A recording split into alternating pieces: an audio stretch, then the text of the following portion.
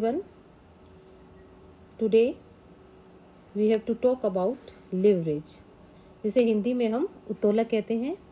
तो देखिए, capital structure decisions में लीवरेज का अपना एक महत्वपूर्ण स्थान होता है। लीवरेज एक महत्वपूर्ण भूमिका अदा करते हैं क्योंकि संस्था की लाभार्जन क्षमता और वित्तीय सुदृढ़ता दोनों को ही लीवरेज प्रभावित करते हैं। तो चलिए देखते हैं कंसेप्ट ऑफ लीवरेज और meaning of leverage. In financial management, the leverage is there where is fixed cost. The term leverage indicates the ability of a firm to earn higher returns by employing fixed assets or debt. तो देखिए, एक संस्था वित्त पूर्ति के लिए capital के दृष्टिकोण से जो दो तरह की कैपिटल का प्रयोग करती है। ऐसी कैपिटल जिस पर रेट ऑफ रिटर्न फिक्स होती है और ऐसी कैपिटल जिसकी रेट ऑफ रिटर्न वेरिएबल होती है। फिक्स रिटर्न वाली कैपिटल में हम इंक्लूड करते हैं डिवेंचर, लॉन्ग टर्म डेब्ट और प्रेफरेंस शेयर, और वेरिएबल रेट ऑफ रिटर्न वाली कैपिटल में हम इंक्लूड करते हैं जनरल इक्विटी कैपिटल और रिटेन अर्निंग। तो टेक्निकल दृष्टि से लिवरेज ऐसी टेक्निक से होता है जिसे अधिक भार को कम शक्ति के प्रयोग से उठाया जा सके और इस कारण एक बेस पर किसी लीवरेज का प्रयोग किया जाता है। और फाइनेंशियल मैनेजमेंट में यह जो बेस है वो फिक्स कॉस्ट का होता है तथा जो लीवरेज है वो विभिन्न प्रकार की पूंजी का मिश्रण होता है। तो इस प्रकार फाइनेंशियल मैनेजमेंट में लीवरेज से अभिप्राय ऐसी असेट्स और फंड्स के प्रयोग से है जिनके लिए संस्था एक स्थायी लागत या प्रत्यय चुकाती है और स्थायी लागतों को वहन करने तथा चुकाने की क्षमता, लाभप्रदता और वित्तीय सुदृढ़ता को प्रभावित करती है। इसलिए फिक्स कॉस्ट भार लीवरेज के आधार का कार्य करती है। क्लियर? लीवरेज में बी फेवरेबल और unfavourable. If earning before interest and tax exceed the fixed cost, it will be called favorable, and if the fixed cost exceed the earning before interest and tax, it will be called unfavorable leverage.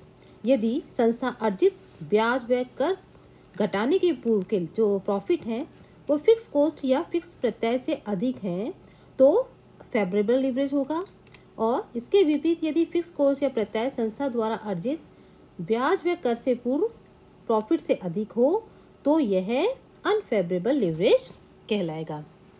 Clear? चलिए अब बात करते हैं हम types of leverage की। Leverage दो प्रकार के होते हैं, ऑपरेटिंग लीवरेज और फाइनेंशियल लीवरेज। आज के वीडियो में हम बात करेंगे ऑपरेटिंग लीवरेज की। If the firm is bearing some fix cost और expenses which are not related with the production capacity, the firm has operating leverage. यदि संस्था स्थायी व्यय करने पड़ते हैं, संस्था को स्थायी व्यय वहन करने पड़ते हैं जिनका कि उत्पादन स्तर से कोई संबंध नहीं है, तो हम ये कहेंगे कि संस्था में ऑपरेटिंग लीवरेज विद्यमान है। अब स्थायी लागत की बात करें तो देखिए, संस्था की जो ऑपरेटिंग कॉस्ट है उसको हम तीन भागों में विभक्त करते हैं, फिक्स कॉस्ट, वेरिएबल कॉस्ट और semi variable cost. Variable cost ऐसी कॉस्ट होती है जो उत्पादन के स्तर के साथ साथ उसी अनुपात में चेंज होती है जिस लेवल पर प्रोडक्शन चेंज होता है, और फिक्स कॉस्ट ऐसी कॉस्ट होती है जिनका उत्पादन स्तर से कोई संबंध नहीं होता। यदि प्रोडक्शन शून्य है तो भी संस्था को वहन करनी ही पड़ती है। और सेमी वेरिएबल कॉस्ट ऐसी कॉस्ट होती है जो उत्पादन के एक लेवल तक तो फिक्स रहती हैं तथा उस लेवल के पश्चात वो कैसी हो जाती हैं, वेरिएबल हो जाती हैं। तो सामान्यतः जो सेमी वेरिएबल कॉस्ट का जो फिक्स्ड शेयर है उसको फिक्स कॉस्ट में तथा सेमी वेरिएबल जो शेयर है वेरिएबल शेयर है उसको वेरिएबल कॉस्ट में जोड़ दिया जाता है। तो इस तरह मेनली फिक्स कॉस्ट और वेरिएबल कॉस्ट ही दो रह जाती हैं। और यदि संस्था में स्थायी लागतें हैं तथा एक निश्चित सीमा या वर्तमान सीमा से प्रोडक्शन बदल जाए तो उत्पादन दर में जो चेंज है की अपेक्षा का लाभ दर में परिवर्तन अधिक होगा। क्लियर? तो इस परिवर्तन के सापेक्ष अध्ययन को ऑपरेटिंग लीवरेज की मात्रा के नाम से जाना जाता है। If there are fixed costs in the firm and the firm varies its present prediction, then the increase in prediction will lead to higher increase in rate of profit, and this can be known with the help of operating leverage. According to Isra Solomon, operating leverage is the tendency of the operating profit to vary disproportionately with sales. Clear? Now, computation of operating leverage. देखिए यदि EBIT का level एक ही हो, ठीक है, इसको हम लिख देते हैं. अगर EBIT का लेवल एक ही हो तो इस मेथड को काम में लेंगे. Operating leverage equals to contribution upon operating profit और EBIT, और sales minus variable cost upon contribution minus fix cost. यदि कंट्रीब्यूशन फिक्स कॉस्ट से ज़्यादा है तो दिस इज फेवरेबल लेवरेज, और यदि कंट्रीब्यूशन फिक्स कॉस्ट से कम है तो ये अनफेवरेबल लेवरेज, ऑपरेटिंग लेवरेज होगा. Clear? Now degree of operating leverage, this is expressed as a ratio between percentage change in operating profit and percentage change in sales. यदि विक्रय स्तर में परिवर्तन के फलस्वरूप प्रॉफिट की राशि में परिवर्तन होता है तो इस फॉर्मूले को हम यूज करेंगे. Degree of operating leverage equals to percentage change in EBIT upon percentage change in sales. DOL equals to degree of operating leverage और EBIT equals to earning before interest and tax. चलिए अब एक question देख लेते हैं, उससे हम इसे और अच्छे से समझ लेंगे. एग्जाम्पल आपके सामने है. The install capacity of A factory is 6000 unit per annum. Actual capacity use 4000 units per annum. Selling price per unit ₹10. Variable cost ₹6 per unit. Calculate the operating leverage in each of the following three situations. There are three situations. First, when fixed costs are ₹4000 per annum.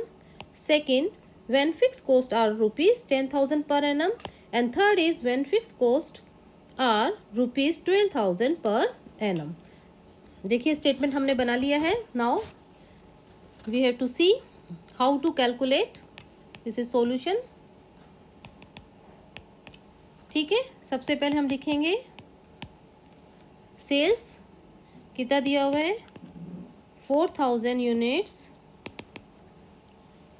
at the rate ₹10 per unit. Clear?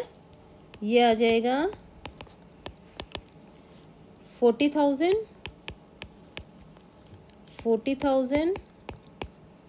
and 40,000.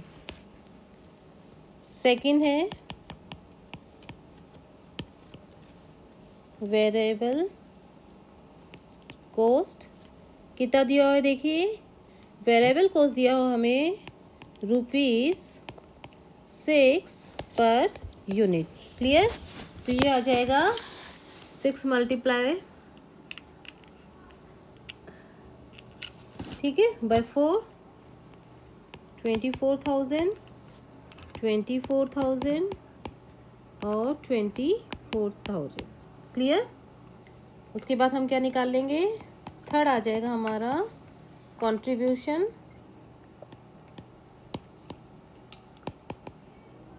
कैसे calculate करेंगे. 1 minus second, first में से second को less कर देंगे. ये आ जाएगा 16,000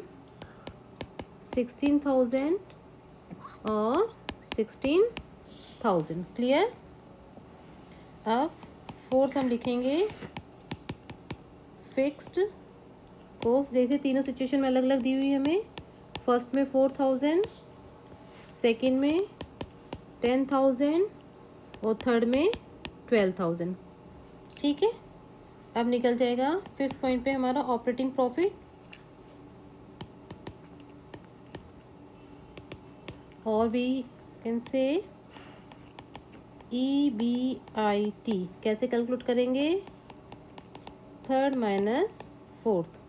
ठीक है, ये आ जाएगा 12,000, 6,000 और 4,000. क्लियर? अब हम कैलकुलेट करेंगे degree of operating leverage. Clear, ये आ जाएगा कंट्रीब्यूशन अपॉन EBIT। देखिए फर्स्ट जो पोजीशन है अपनी, उसमें कंट्रीब्यूशन कितना दिया हुआ है 16,000 डिवाइडेड बाय EBIT कितना आ गया है, ठीक है 12,000, ये आ जाएगा 1.33। सेकेंड सिचुएशन देखिए, इसमें कंट्रीब्यूशन है 16,000 divided by EBIT 6,000 equals to 2.67। और थर्ड सिचुएशन में 16,000 डिवाइडेड बाय 4,000, ये आ जाएगा 4। क्लियर। तो देखिए जो एग्जांपल है इसमें हम देख रहे हैं कि जैसे जैसे फिक्स कॉस्ट में स्थायी खर्चों का रेशो बढ़ता है वैसे वैसे ऑपरेटिंग लिवरेज की मात्रा भी बढ़ जाती है।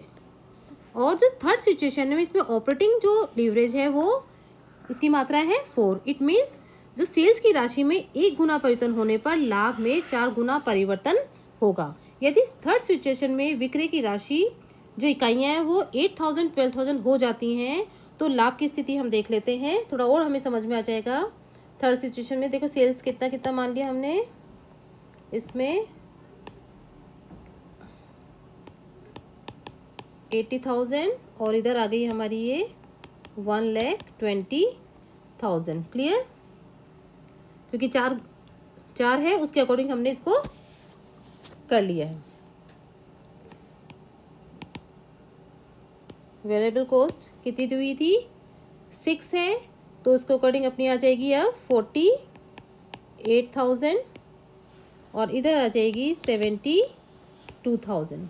क्लियर, ये आ गया है 32,000 और ये 48,000, ये आ गया हमारा कंट्रीब्यूशन। क्लियर। चलिए अब फिक्स कॉस्ट कितनी है वो फिक्स ही रहेंगी जो दे रखी है हमें, कितनी बताई 12,000 और 12,000। थर्ड सिचुएशन में 12,000 है। क्लियर। देखिए अब प्रॉफिट ये आ गया है 20,000, ये हमारी थर्ड सिचुएशन की बात चल रही है, ठीक है ना। और इधर आ जाएगा 36,000। क्लियर, कितना आ गया प्रॉफिट 20 और 36। तो देखिए इस एग्जांपल में यदि सेल्स 80,000 रुपीज़ है तो सेल्स में जो चेंज आया वो कितना आ गया 80,000 माइनस जो पहले अपना था 40,000। इट मीन्स कितना आ गया ये 40,000 का हो गया है, जो कि इनिशियल जो सेल्स था उसका कितना गुना है 1 गुना है। जबकि जो लाभ में जो चेंज हुआ है, ठीक है, प्रॉफिट की राशि में जो चेंज हुआ है वो कितना हुआ, पहले अभी अपना आया है इस सिचुएशन के अकॉर्डिंग 20 और पहले था हमारा 4,000। ये प्रॉफिट है, ये सेल्स है, ठीक है। ये कितना आया 16,000, जो कि इनिशियल जो मूल लाभ है उसकी राशि का कितना है 4 टाइम्स है। इसी प्रकार यदि हम सेकेंड सिचुएशन में देख रहे हैं इसी की, जिसमें विक्रय की राशि कितनी है 1,20,000, ठीक है। उस पर विक्रय में परिवर्तन कितना आया जो 1 लाख में, ये अपना माइनस कितना कर देंगे 40,000, ये आ गया हमारा 80,000, जो कि इनिशियल जो मूल विक्रय है उसका 2 गुना है। और लाभ की राशि में परिवर्तन देखो अभी कितना आया इसमें, सेकंड इसमें लाभ में ये 36 आया है और इनिशियली अपना इसमें कितने था 4,000, तो ये आ गया 32,000। जो मूल लाभ है उसकी राशि का कितना है 8 गुना है। इसलिए जो ऑपरेटिंग लीवरेज है उसकी मात्रा 4 होने पर विक्रय व लाभ में परिवर्तन का अनुपात कितना होगा 1:4 होगा। क्लियर। अब इस एग्जाम्पल को लाभ की राशि में चेंज और विक्रय की राशि में चेंज के आधार पर क्या निकाल लेंगे हम, डिग्री ऑफ